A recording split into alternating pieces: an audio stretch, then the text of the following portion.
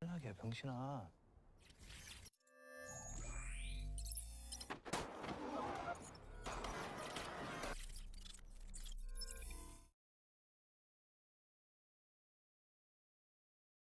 없다. 두 발로 자유롭게 다닐 수 있는. Kisah diawali dengan masa lalu seorang bocil yang sedang main permainan tradisional Korea bernama cumi-cumi, yang kalau di daerah saya ini namanya gala santang gitu. Bocah ini sangat ahli memainkan permainan tersebut dengan teman-temannya, di mana permainan itu dibagi menjadi 2 regu. Peraturan di permainan ini cukup mudah, di mana ada regu penjaga dan regu yang tidak menjaga. Nah, yang tidak menjaga itu harus bisa melewati para penjaga tanpa tersentuh ataupun keluar dari garis yang sudah ditentukan. Ya mirip-mirip di daerah kita lah, ini mah ya.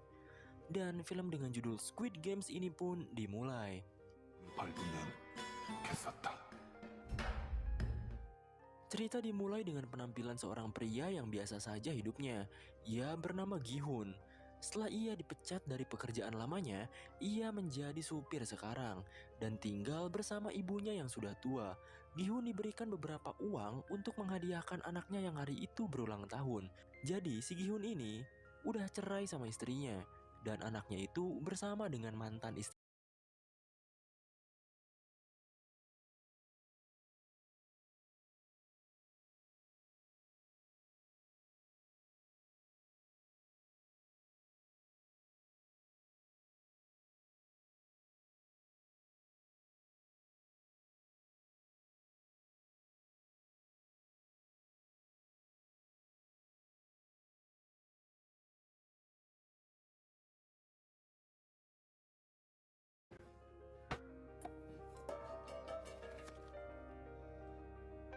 Gi-hun akhirnya pergi ke ATM dan berusaha memasukkan sandinya. Sayangnya beberapa kali ia mencoba dengan tanggal lahirnya malah salah total gitu. Dan temannya yang biadab ini menyarankan untuk menggunakan tanggal lahir ibunya saja. Tapi Gi-hun malah memasukkan tanggal lahir anaknya sendiri. Dan beruntung, sandi yang ia masukkan benar. Karena ia tahu kalau ibunya sendiri lebih sayang kepada cucunya itu. Singkatnya, Gi-hun bersama temannya ini malah bermain di tempat judi pacuan kuda. Di percobaan pertama, ia gagal karena pilihannya itu kalah. Ia pun mempertaruhkan uangnya lagi di percobaan kedua. Dengan pusing dan emosi, akhirnya ia bisa berhasil memenangkan taruhannya itu. Dengan bahagia karena bisa melipat gandakan uangnya itu, ia pun memberi 10.000 won kepada mbak-mbak kasir. Setelah itu, ia pun menelpon anaknya dengan gembira agar ia bisa memberikan kado ulang tahun yang mewah malam hari nanti. Tapi tiba-tiba,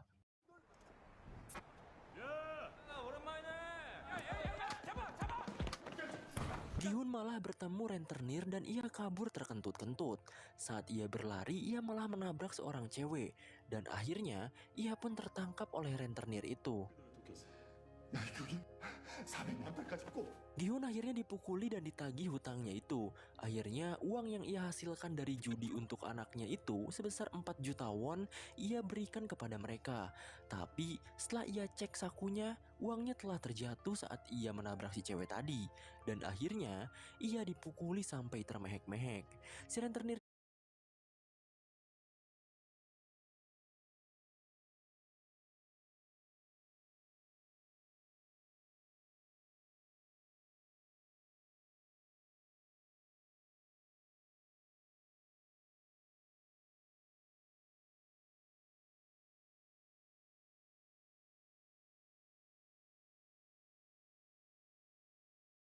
ini gak mau pusing gitu.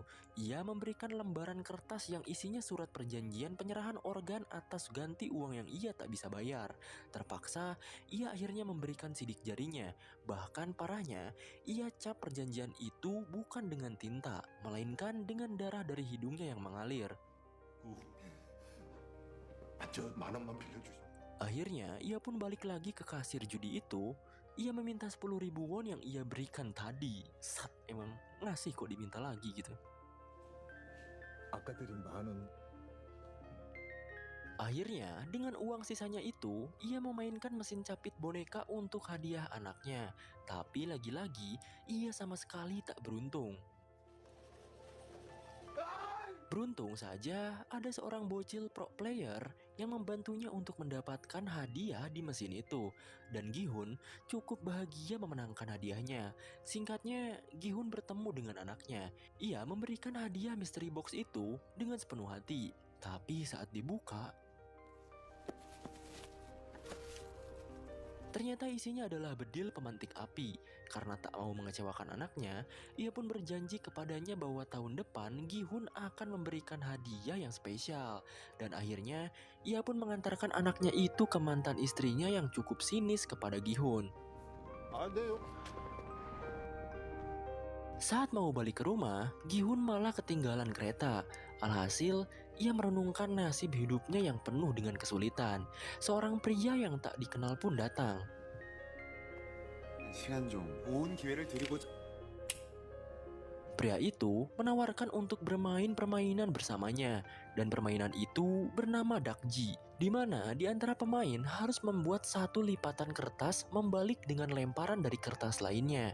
Perjanjiannya, jika Gihun berhasil membalikan kertas itu, maka pria ini akan memberikan 100.000 won. Akhirnya, ia pun tertarik untuk bermain. 어떤 컬러로 하시겠습니까? Permainan pun dimulai. Gihun mencoba membanting kertas itu dengan kuat, tapi lagi-lagi ia gagal. Di permainan pertama ini, Gihun gagal memenangkannya, dan pria itu menagih hasil dari kemenangannya. 몸으로 때우시면 됩니다. Setelah menggampar Gihun, pria itu pun bilang tamparan itu sebagai ganti dari 100.000 yang harusnya Gihun bayar. Akhirnya, Gihun mencoba terus permainannya walaupun ia mendapatkan puluhan kali tamparan.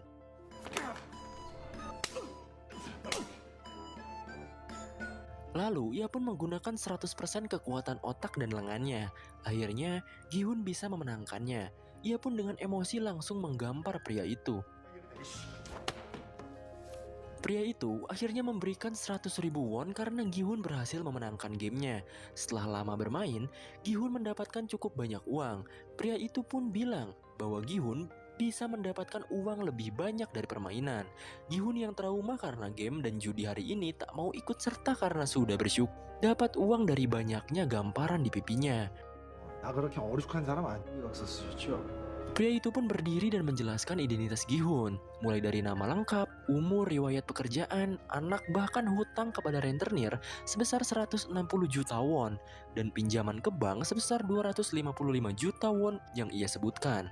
Dengan kaget dan penasaran, Gihun malah diberikan nomor oleh pria itu, dan pria itu pun meninggalkannya.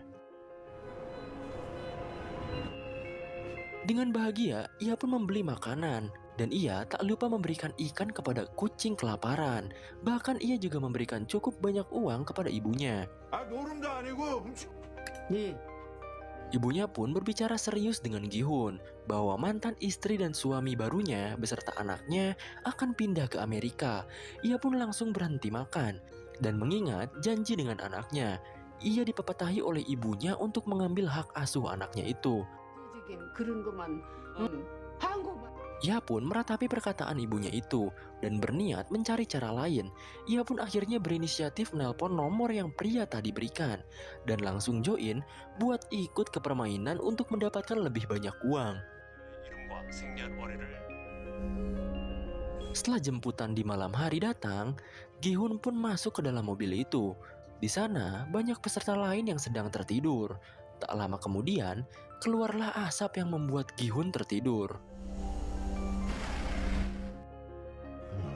Setelah bangun, tiba-tiba saja ia ada di suatu ruangan dengan kostum yang sudah diganti. Terlihat banyak orang di ruangan sana. Mereka bangun karena musik klasik yang terdengar sangat keras. Terlihat juga banyak orang yang menjaga atau kita sebut saja staff yang menggunakan kostum berwarna merah dan topeng yang sama. Setelah kagum dengan ruangan itu, Gihun bertemu dengan kakek-kakek tua yang kebetulan ia juga pesertanya. Tampak kakek-kakek itu menghitung banyaknya orang di sana, padahal jelas-jelas jumlah peserta yang mengikuti permainan ini tertera sebanyak 456 orang. Kakek-kakek itu juga adalah peserta pertama. Gihun bilang kepada kakek-kakek itu, kenapa kakek malah ikut-ikutan game kayak gini? Bukannya kakek harus menikmati hidangan dari anak dan menantu, lalu menikmati waktu bersama cucu-cucu kakek gitu. Kakek itu hanya menjawab, bagaimana dengan orang tuamu? Apakah orang tuamu menikmati masakan istrimu dan menikmati tingkah lucu anak-anakmu? Seketika Gi-hun kena comeback. Ia juga menjelaskan bahwa hidupnya tak lama lagi. Ia mengidap penyakit tumor otak. Di lain tempat, keributan pun terjadi, di mana seorang pria jabrik bertato sedang memukuli wanita. Ia bernama Deokso. Biar gak ribet, kita panggil saja dia Bang Jabrik. Dan wanita itu bernama Saebyok. Sepertinya mereka berdua terlihat kenal lebih lama. Karena Bang Jabrik ini bilang kepada si cewek kalau ia mengkhianati dirinya dan kabur dari Bang Jabrik. Dan si cewek itu menjawab bahwa ia tidak kabur, ia hanya ingin hidupnya mandiri. Entah punya hubungan apa mereka gitu kan. Yang jelas nanti juga akan terkuak gitu. Dan perkelahian pun terjadi lagi. Gi-hun yang melihat itu langsung menendang wanita tersebut. Gua kira mau jadi pahlawan, bengek. Gi-hun menendang wanita itu dengan alasan wanita itu yang mencopet dirinya saat menabrak di rumah judi kemarin. 쌍문동사는 죄송한데 좀 Bang Jabrik pun bertanya hal serupa, dan saat hendak ribut dengan Gi-hun, tiba-tiba saja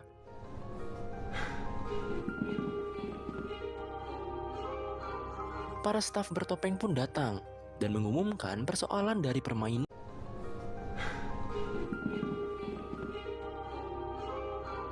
Para staf bertopeng pun datang dan mengumumkan persoalan dari permainan yang akan mereka mulai. Staf itu berkata bahwa pemenang dari permainan ini akan mendapatkan uang dengan jumlah yang sangat besar. Dan juga akan ada 6 permainan dalam 6 hari mendatang. Pada awalnya, para peserta tidak percaya kepada para staf ini. Begitu juga dengan seorang pria bernama Cho Sang-wo. Lalu, staf itu pun memberikan tayangan-tayangan video ketika para peserta ditawari bermain game Dakji dengan hadiah 100.000 won setiap kemenangan. Begitu juga dengan Sang-wo yang terlilit hutang karena investasi jangka panjangnya gagal. Ia juga menggelapkan dana dan memiliki kerugian sebesar 650 juta won. Hal tersebut menjelaskan bahwa semua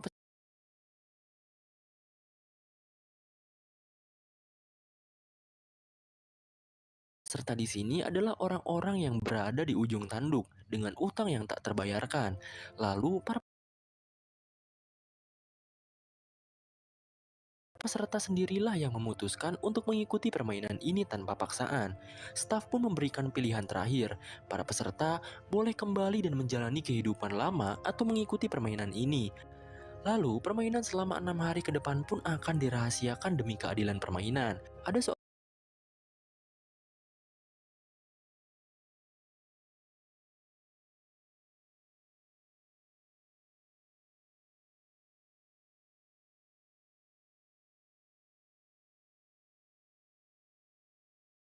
seorang pria juga bertanya berapa jumlah uang jika mereka menang. 이겁니다. 말씀해 주실 바랍니다. Mereka akan memberitahukan jumlahnya setelah para peserta menang di setiap permainan. Dan juga keputusan terakhir pun dimulai di mana para peserta harus menandatangani keikutsertaan atau tidaknya dalam permainan ini. Para peserta pun berjajar menandatangani perjanjian itu. Begitu juga dengan pemeran utama kita Gi-hun. Isi surat itu tertera 3 pasal, di mana pasal pertama, pemain tidak diperbolehkan berhenti bermain. Kedua, pemain yang menolak bermain akan dieliminasi. Ketiga, permainan dapat dihentikan jika mayoritas setuju. Gi-hun tampak rada bimbang dan tidak enak hati karena ia melihat si pak tua yang tak pikir panjang untuk ikut. Ia pun akhirnya gengsi dong, dan akhirnya ikut serta dalam permainan itu. Permainan pun dimulai. Para peserta dibawa ke sebuah ruangan di mana ruangan itu sangat indah dan membuat mereka terkejut. Lalu, mereka juga difoto agar wajah mereka tertera jika mereka tereliminasi. Di lain tempat, ada seseorang bertopeng yang entah ini siapa. Ia memulai permainan ini dengan membuka gerbang lapangan bermain. Setelah para peserta keluar dari ruangan itu, Gi-hun pun menemui seorang temannya bernama Sang-wo. Gi-hun sangat terkejut kepada Sang-wo karena berada di sini, karena saat kemarin, Gi-sun belanja ke toko ibunya. Ibunya bilang bahwa Sang-wo sedang sibuk dengan bisnis besarnya di luar negeri. Di lain tempat,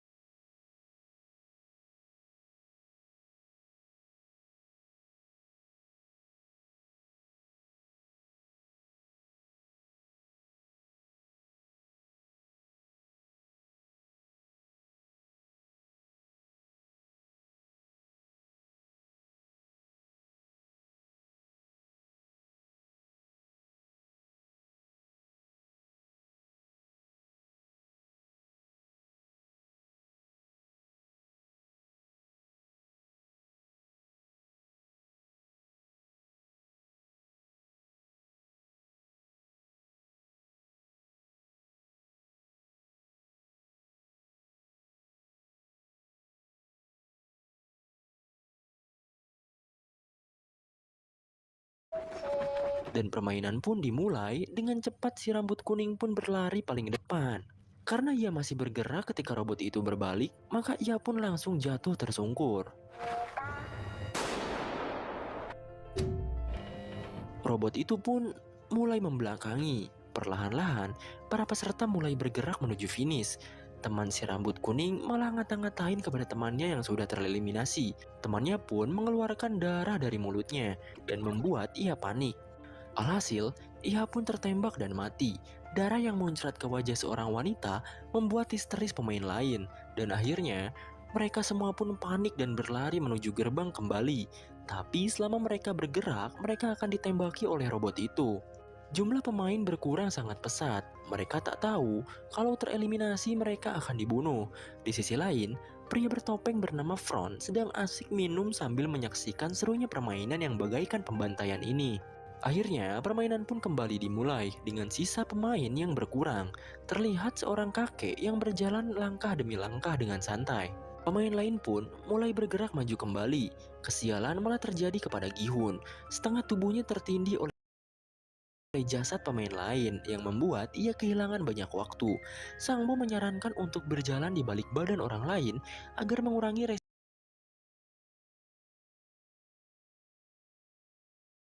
risiko pendeteksian dari robot itu, dan Gi-hun mulai berusaha berdiri lagi. Sedangkan Bang Jabrik mengetahui ada seseorang yang berlindung di belakangnya. Wanita itu adalah Saebyok. Ia pun mengancam Bang Jabrik untuk tidak macam-macam. Jika tidak, ia akan menggerakkan kepalanya saat robot itu sedang mendeteksi. Di sisi lain, orang yang dijadikan Gi-hun berlindung tertembak. Saat ia hendak berlari, seorang pria yang tak mati saat dibedil pun malah meminta tolong kepada Gi-hun. Dan ia kehabisan banyak waktu karena orang itu. Gi-hun melihat waktu yang tinggal 1 menitan. Ia pun tak memperdulikan pria itu dan terus bergerak maju untuk mencapai finish. Di lain tempat, si frontman malah nyalain lagu jazz sambil nontonin mereka. Lagu ini membuat vibes pembunuhan di film ini berbeda. Satu persatu dari mereka tertembak. Dengan perjuangan yang sangat edan, mereka pun berusaha terus berlari saat robot itu berbalik. Dan beberapa dari mereka pun berhasil mencapai garis finish. Si kakek, Bang Jabrik, Saebyok, bahkan Sang Wo sendiri. Terkecuali pemeran utama kita. Waktu tinggal 20 detik lagi, Gi-hun malah mengalami masalah. Hampir saja ia jatuh saat robot itu mendeteksi. Ia pun dibantu oleh seseorang pria yang baik hati. Dengan terburu-buru karena waktu, Gi-hun dan pria yang menyelamatkannya pun berlari dan melompat ke garis finish. Beruntung, ia bisa selamat dari permainan pertama ini. Karena waktu sudah habis, beberapa orang yang tersisa akhirnya dieliminasi dan langsung pergi ke akhirat. Ruangan permainan pertama ini pun ditutup dan film Squid Games Part 1 pun selesai. Episode 2 di film Squid Games ini dimulai dengan para staf dari permainan itu yang sedang merapikan banyaknya peti.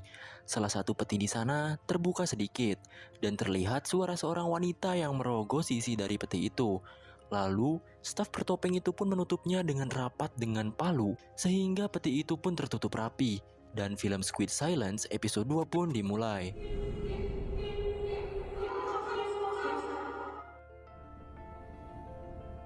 고맙다. Terlihat orang-orang yang selamat dari permainan pertama sedang melamun dan trauma dengan apa yang mereka alami. Karakter utama kita bernama Gi-hun pun sama. Ia berterima kasih kepada Sang Wo. Sebenarnya Sang Wo adalah teman dekat Gi-hun. Istilahnya satu kampung lah. Begitu juga kepada seorang pria yang menyelamatkan Gi-hun dari permainan pertama. Orang ini berasal dari India yang bernama Ali. Tiba-tiba saja, gerbang dari ruangan beristirahat mereka pun terbuka. Dan ternyata mereka adalah para staf itu. 임의 결과를 알려드립니다. Staf itu pun mengumumkan sisa pemain yang masih hidup. Dari 456 menyisakan 201 pemain saja. Dan dari permainan pertama telah tereliminasi sebanyak 255 pemain. Dan hal itu membuat panik para pemain yang masih hidup. Ada seorang wanita yang menangis dan memohon agar tidak melanjutkan permainannya. Ia berjanji akan melunasi hutang-hutangnya itu. Selain itu, ia juga memiliki anak yang harus ia asuh. 돈 꼭 갚을게. 애가 있거든. 출생식. Begitu juga dengan pemain wanita yang lainnya. yang memohon agar diizinkan untuk tidak mengikuti permainannya lagi. Akhirnya, pemain lain pun ikut-ikutan untuk memohon dan bersujud agar mereka dibiarkan untuk pulang saja. 애들 놀이를 시켜놓고 사골죄를 진 건 아니잖아요. 어겨서 탈락했을 뿐입니다. Para staf menjelaskan bahwa mereka bukanlah penagih hutang dari para pemain. Para pemain sendirilah yang memutuskan untuk datang, menyepakati perjanjian, dan bermain permainan di sini. Bahkan pihak staf sendiri tidak memaksa para pemain sebelumnya. Tapi lagi-lagi, karena trauma yang dialami mereka dari permainan pertama membuat mereka lebih memohon untuk tidak melanjutkan permainannya. Bahkan saking gak mau main lagi permainan itu, para peserta bilang kalau mereka tak dibebaskan. Mereka akan dicap hilang oleh kepolisian, dan polisi akan melacak tempat ini nantinya. Saat itu juga, para staf langsung menembakkan pistol peringatan, yang membuat para peserta panik seketika. 핸드폰 위치 추적이라도 해! 참가자 과반수가 Sangwo pun memberanikan diri untuk buka mulut, bahwasannya dalam pasal 3 dari surat perjanjian, yaitu bila mayoritas setuju, permainan boleh dihentikan, dan staf tersebut membenarkan hal itu. Sangwo pun meminta para peserta untuk mengambil suara, dan jika mayoritas memilih untuk berhenti, maka permainan akan dihentikan. 그만두고 싶은 사람이 더 많으면 중단 여부를 Staf itu pun mewujudkan apa yang mereka inginkan. Para peserta merasa sedikit lega layaknya ada secerca harapan kehidupan. Tapi sebelum itu, staf tersebut mengeluarkan hadiah dari permainan pertama ke dalam sebuah wadah yang turun dari atas dengan indah.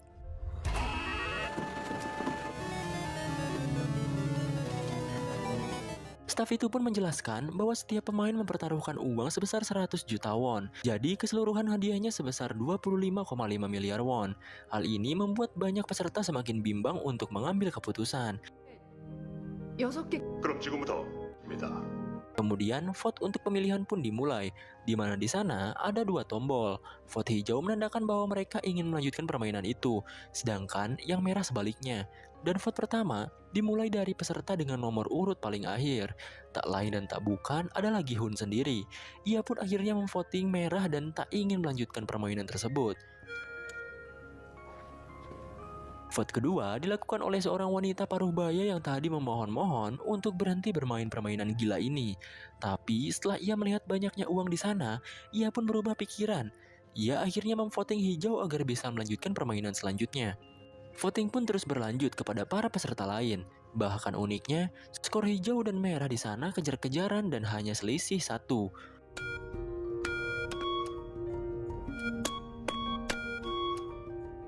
Saat Sangwo mulai memilih, ia pun dengan pede memilih untuk melanjutkan permainan. Hal ini membuktikan bahwa Sangwo benar-benar butuh uang. Para peserta pun malah berdebat satu sama lain. Menurut peserta yang memvoting merah, mereka yang memvoting hijau adalah orang-orang stres, di mana mereka mempertaruhkan nyawa mereka demi uang. Bahkan parahnya lagi, mereka tak memikirkan rekannya yang lain jika tereliminasi. Sedangkan di pihak hijau, mereka berpendapat bahwa walaupun mereka bisa bebas, mereka akan tetap hidup susah, dikejar-kejar rentenir, dan penuh dengan kesengsaraan. Makanya dari itu, mereka lebih memilih untuk melanjutkan permainannya. 너 혼자 죽어 이 새끼야. 다 집에 가야죠. 난 나가서 개처럼 살다 죽는. 죽으려면 너 혼자 죽어. Staf pun bilang, apapun hasilnya dari voting ini adalah kesepakatan dari berdemokrasi. Voting pun terus berlanjut, di mana skor setiap voting benar-benar imbang dengan skor setiap pihak adalah 99. Orang terakhir pun dengan nomor urut 1 menjadi penentu hasil voting mereka, dan dia adalah kakek-kakek tua pengidap tumor otak itu. Ia pun mulai untuk memvoting. 띄워주시면 됩니다.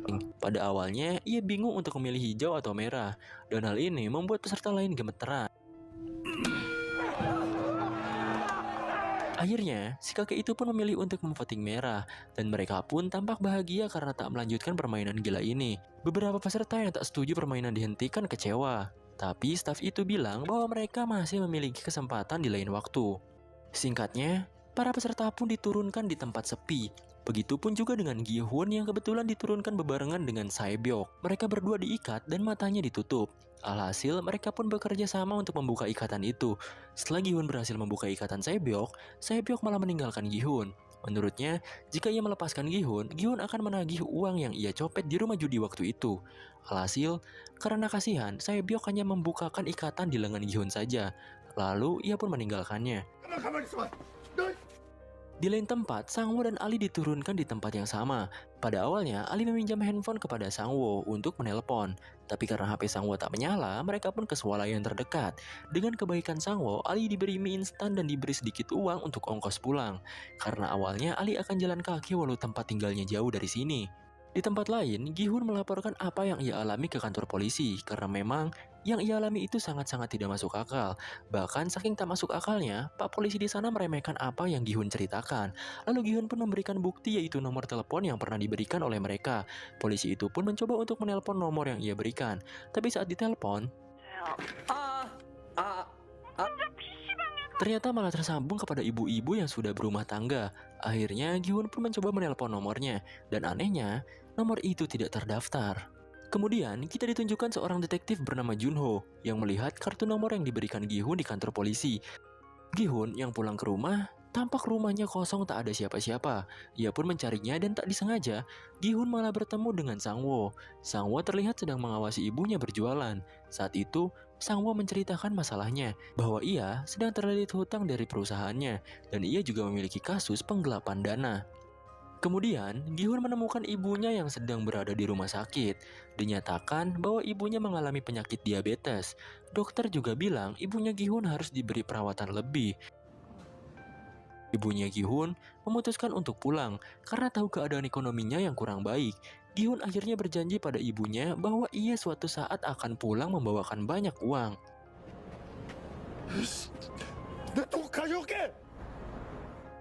Kita pun diperlihatkan kembali kepada detektif Jungwo. Ia sebenarnya sedang mencari kakaknya yang tidak ada kabar. Lalu Jungwo pun mencari ke apartemen kakaknya. Menurut ibu kos di sana, kakaknya Jungwo ini tidak pulang beberapa hari. Bahkan ia tak pernah kembali atau mengangkat telepon darinya. Setelah bisa masuk ke apartemennya, Jungwo pun memeriksa barang-barang di kamar itu. Dan uniknya, Jungwo menemukan sebuah nomor kartu yang bentukannya sama seperti apa yang ia lihat saat Gi-hun memberikan kartu itu di kantor polisi. Di sisi lain, Sae-byok sedang bertemu dengan adiknya. Adiknya itu meminta janji Sae-byok yang katanya bakal bawa balik ibunya. Ia pun akhirnya berjanji kepada adiknya itu bahwa tahun depan mereka akan bisa tinggal bersama. Jungwo akhirnya menemui petugas polisi yang pernah berinteraksi dengan Gi-hun. Ia akhirnya meminta alamat Gi-hun. Di sisi lain juga, Ali sedang mengunjungi pabrik tempat kerjanya. Ia langsung menemui atasannya dan menagih upah yang harusnya ia bayar selama bekerja di sana. Atasannya itu bilang bahwa dirinya juga tidak punya uang karena bisnisnya ini belum ada pemasukan. Bahkan katanya para pekerja lain pun sama belum dibeli upah. Ia pun juga beralasan sakit dan tak bisa ke rumah sakit. Tapi terlihat ada banyak uang yang tergeletak di meja si atasan ini. Ia pun mengambilnya dan memasukkan ke dalam sakunya sambil pergi beralasan ada urusan. Ali pun mengejarnya dan terus-terusan memaksa atasannya untuk membayarnya. Dan mereka akhirnya malah ribut adu pukul di mana si atasannya ini tangannya masuk ke penggilingan di pabrik itu. Ali yang melihat uang atasannya itu jatuh langsung mengambilnya dan berlari kabur cepat-cepatnya. Di sisi lain, Sae-byok mengunjungi suatu tempat. Ia bertemu dengan seorang pria, di mana Sae-byok diperintah untuk melakukan pencurian. Sae-byok dan memaksa atasannya untuk membayarnya, dan mereka